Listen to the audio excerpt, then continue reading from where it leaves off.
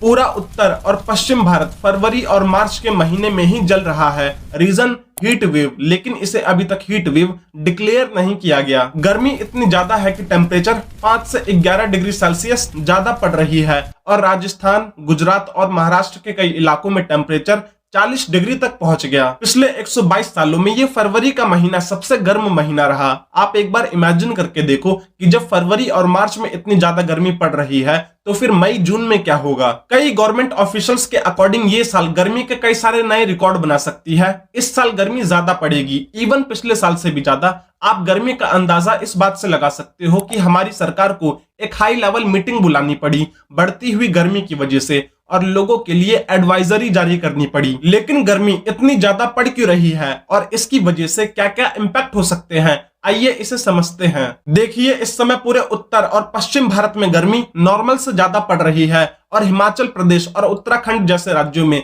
जिसे हम ठंडे राज्य मानते हैं, यहाँ पर भी कुछ इलाकों में गर्मी 10 से 11 डिग्री सेल्सियस ज्यादा पड़ रही है। आमतौर पर जब नॉर्मल टेम्परेचर से 4.5 डिग्री सेल्सियस ज्यादा गर्मी पड़ती है तब एक हीट वेव डिक्लेयर होता है, लेकिन अभी तक इतनी ज्यादा गर्मी पड़ने के बावजूद भी हीट वेव डिक्लेयर नहीं हुआ, क्योंकि इंडियन मेट्रोलॉजिकल डिपार्टमेंट के अकॉर्डिंग हीट वेव को अप्रैल से जुलाई के महीने में अनाउंस किया जाता है, न कि फरवरी और मार्च के महीने में। लेकिन अब कई लोगों का मानना है कि अब हमें अपनी हीट वेव की डेफिनेशन को बदलने की जरूरत है। अब बात करते हैं कि फरवरी और मार्च के महीने में इतनी ज्यादा गर्मी पड़ क्यों रही है। तो इसके पीछे एक नहीं बल्कि कई सारे रीजन है। जब कभी भी मौसम में असामान्य रूप से बदलाव आता है तो इसके पीछे कई सारे कॉम्बिनेशन ऑफ फैक्टर्स जिम्मेदार होते हैं। इस समय उत्तर और पश्चिम भारत में ज्यादा गर्मी पड़ने का जो सबसे बड़ा रीजन है वो है absence of western disturbance activity in February month. इसकी वजह से भारत के उत्तर और पश्चिमी इलाकों में बारिश होती है जो कि टेम्परेचर को कम रखता है, लेकिन इस बार ये बारिश नहीं हुई जिसकी वजह से टेम्परेचर बढ़ गया। देखिए, वेस्टर्न डिस्टर्बेंस एक तरह का स्टॉर्म सिस्टम है जो कि कैस्पियन सी से जनरेट होता है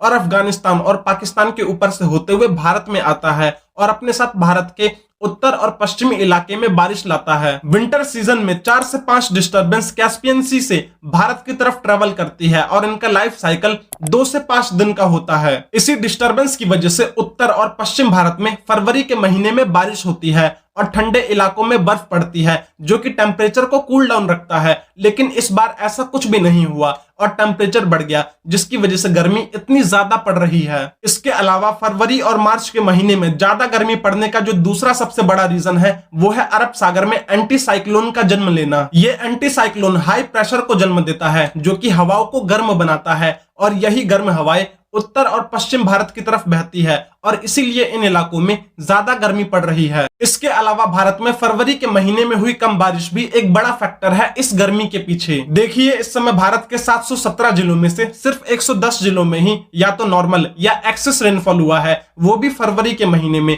यानी कि पूरे भारत के सिर्फ 1/6 हिस्से में बारिश हुई है। बाकी इलाकों में बारिश ही नहीं हुई जिसकी वजह से टेम्परेचर कूल डाउन नहीं हो पाया और इन सभी फैक्टर्स को मिलाकर तापमान बढ़ गया और इसीलिए गर्मी इतनी ज्यादा पड़ रही है। अब हमने ये तो समझ लिया कि गर्मी इतनी ज्यादा क्यों पड़ रही है। अब हम ये समझते हैं कि इस गर्मी की वजह से क्या क्या इंपैक्ट होगा। देखिए, ये समय आमतौर पर गेहूं की फसल को काटने का समय है, लेकिन इतनी ज्यादा गर्मी पड़ने की वजह से इसका सीधा असर गेहूं की फसल के ऊपर पड़ेगा और पैदावार कम हो जाएगी। पिछले साल मार्च के महीने में ज्यादा गर्मी पड़ने की वजह से गेहूं की पैदावार में 2.5% की कमी आई थी और 106 मिलियन टन गेहूं कम पैदा हुआ था। सरकार ने गेहूं की इस कमी को पूरा करने के लिए अपने स्टॉक में से गेहूं की सप्लाई की थी और कई ऑफिशियल्स के अकॉर्डिंग उनका मानना है कि सरकार को इस साल भी बिल्कुल ऐसा ही करना पड़ेगा। इसके अलावा आमतौर पर हमारे देश में फरवरी और मार्च के महीने को ठंड का महीना माना जाता है, लेकिन इस बार गर्मी फरवरी और मार्च में ही शुरू हो गई, जिसका सीधा सा मतलब यह है कि इस बार गर्मी का मौसम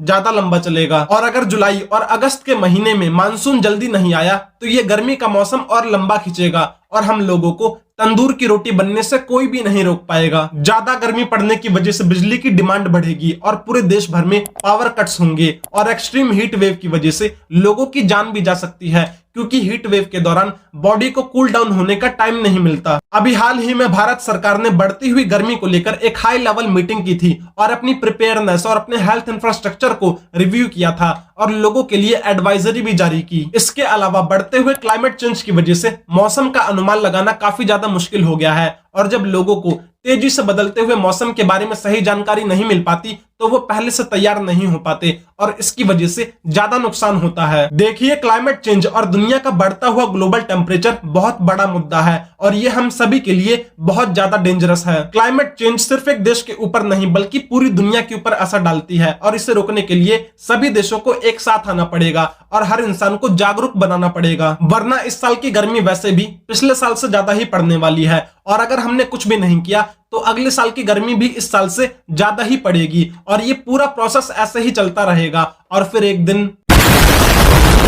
दोस्तों, आप हमें अपने पर्सनल एक्सपीरियंस नीचे कमेंट बॉक्स में बता सकते हैं कि इस बढ़ती हुई गर्मी की वजह से आपको क्या क्या फेस करना पड़ रहा है और अगर आपके पास कोई सॉल्यूशन है तो आप वो भी बता सकते हैं। वैसे मेरा पर्सनल एक्सपीरियंस ये कहता है कि इस जल्दी पड़ने वाली गर्मी की वजह से हमने वसंत के मौसम को लगभग खो दिया है, जो कि हमारी प्रकृति में सुंदरता बिखेरता है।